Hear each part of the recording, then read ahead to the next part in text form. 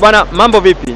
Leo kijana wako Wanjaro nipo katika mji wa Njombe, mji ambao una mandhari nzuri, una hali ya hewa nzuri sana, na miongoni mwa vitu ambavyo vimenifurahisha hapa ni kwamba kuna mto huu unaitwa Ruhuji ambao ni mto mkubwa sana kwa hapa Njombe ambao unapitisha maji mwaka mzima. Sio kuna zile mito yetu huko mijini huko tunakutana nayo ina maji yanapita tu labda mvua zikinyesha, lakini mto huu umekuwa ukipitisha maji hapa mwaka mzima. Lakini kitu ambacho cha kufurahisha zaidi hapa ni kwamba nimeona kuna vijana wenzangu ambao wao huu mto kwao umekuwa fursa, lakini umewasaidia katika kupunguza matumizi. Miongoni mwa vitu ambavyo nimeviona hapa ni kwamba huu mto anatumia kama car wash.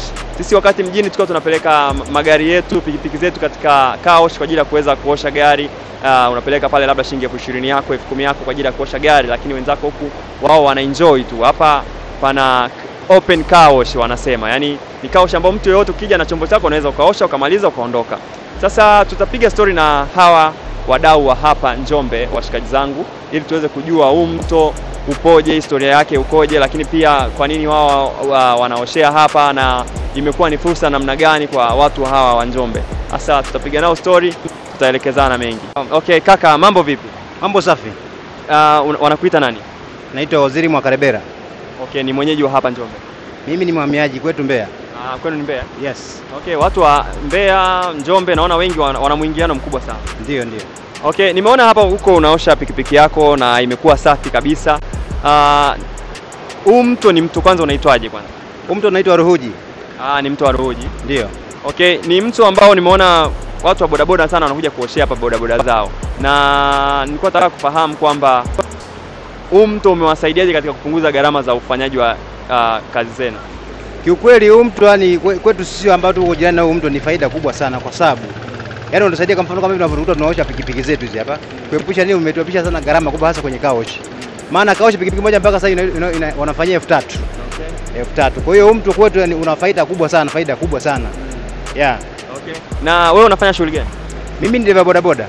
Kumbe unafanya bodaboda? Ndio. Hapa maana yake kwa siku unakuja kuosha mara ngapi au kwa muda gani unakuja kuosha? Hii ni kila baada ya wiki 3, inategemea na pikipiki imechafuka kiasi gani. Unaweza kumaliza hata mwezi. Ile kwa kipindi cha kifuku kila baada ya wiki 3, wiki 2 nakuja hapa mtoni naosha. Okay, lakini kwani udongo ni mwekundu nimeuona. Pikipiki zinachafuka sana. Ni sahihi, asili ya Njombe udongo wake ni mwekundu hivi. Njombe nzima ndio ilivyo yani. Kwa nafikiri ndio maana pikipiki unaiona iko hivi imechafuka sana. Okay, mto huo unakauka maji labda kuna kipindi fulani ambacho huwa maji yanapungua au ikoje? No, huu mto yani kwa mfano kiangazi haukauki, unapungua. Haujawahi kauka. Toka mto tunaofahamu au toka na ufahamu huu mto. Haukauki moja kwa moja, no. Yeah. Lakini huu mto nasikia hauna historia nzuri sana, yani kwamba huwa wanasema kila mwaka huwa unachukua mto. Nini za kweli? Kikawaida hilo swali sio kwamba pengine ni mto huu mmoja tu, kwa sababu kiasili kitaalamu kila mto, kwa sababu nakwambia maji yanaishi. Kwa hiyo kila mto una vitu vyake ambavyo huenda ni kusema labda ni kama tuseme ni kinga ya kila mto, si ndio, kila eneo. Kwa sio kwamba pengine huu mto kama ulivyosikia kwamba pengine unachukua watu kwa kila siku. Hiyo imani mimi siwezi kuamini sana, siwezi kuafiki. Kwa sababu kila mto, kwa sababu najua ni maji yote tuseme yote ukienda ni huwa maji yanaishi. Ni kiumbe maji yanaishi.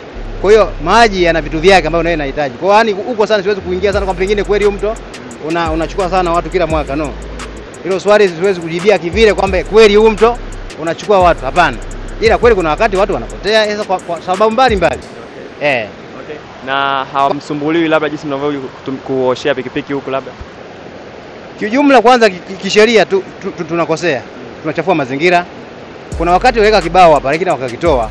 Nafikiri kuna baadhi ya proposal watu tulitoa kwa mkuu wa wilaya, kwa mkuu wa mkoa kwamba angalau kwa sababu hili wewe nikuepusha nini gharama za mesi kama bodaboda. Mimi 1,000 sasa nikipiga hesabu kwa siku nikosha pikipiki 3,000. Naona kama kidogo inanikosti. Kwa ndio maana kidogo hata serikali sio kama hawatuona wanatuona.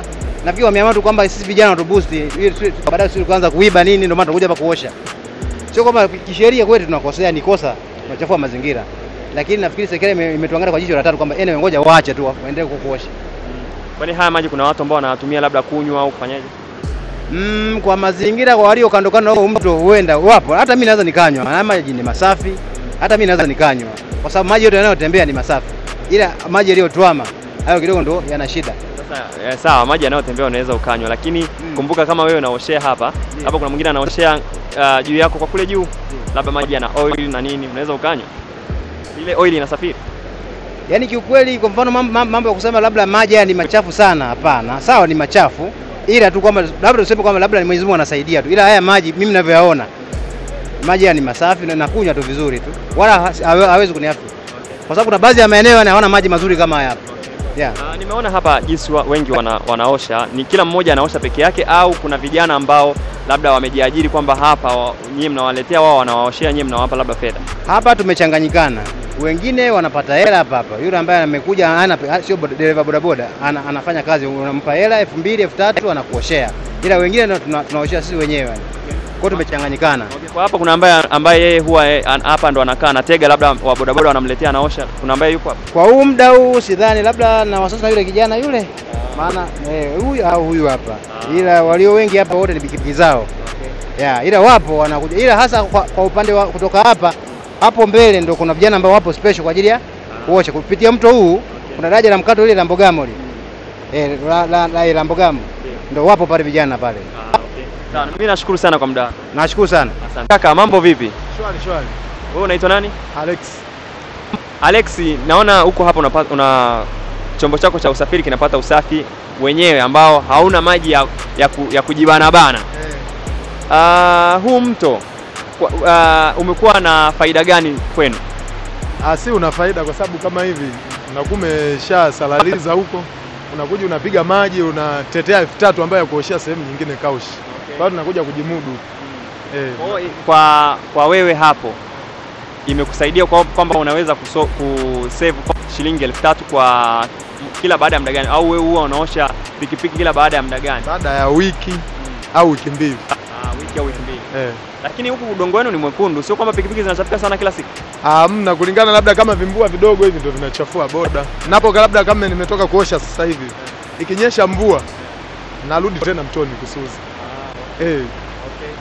Na hapa nilikuwa natamani kufahamu pia, kuna vijana labda hii bodaboda ni ya kwako? Kuna vijana ambao labda wamejiajiri hapa, labda wanakuja na pikipiki labda, yani nyie bodaboda mnamletea yeye anaosha, labda wapo? Kama mtu anaweza kulipa hela ambaye nataka mimi namuoshea. Na mimi naoshaga kama mtu anakuja nimuoshe 5000. Kumbe na wewe unapiga hapa? Kama mtu amekuja, maana yake wengine kuosha boda hawawezi. Anapeleka kaosha, wengine wanapiga tu pressure ing'ai.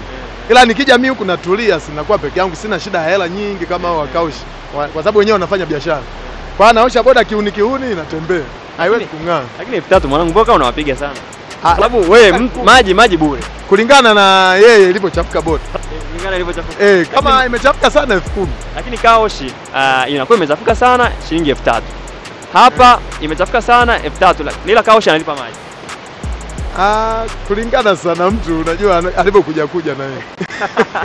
Alex wewe muni wewe. Kwa hiyo nategemea amekujaje? Kulingana na yeye alipokuja ananyoshwa hivyo. Akija fresh namfanyia fair. Kujuana ile. I say Alex, mimi nashukuru sana. Haina noma. Nawaambia nini lakini watu wa mikoani huko kuhusiana na Njombe? Njombe hela ipo. Kama kweli wewe umebenefit sana kwenye kutafuta hela, hapa hela ipo. Kutoboa ni muda mfupi. Okay, shughuli gani ambayo naweza nikaja Njombe nikaifanya na nikatoboa?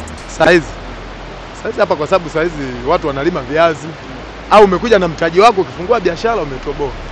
Hata ukiwa na mtaji wa milioni 2, milioni 3, ukija Njombe hapa lazima utoboe. Ukirudi kwenu una hela, utakuwa umeonga labda. Okay, vipi lakini bodaboda ni biashara ambayo inaendaje? Boda inalipa kama upo serious. Sana sana unabeba mizigo au ni abiria?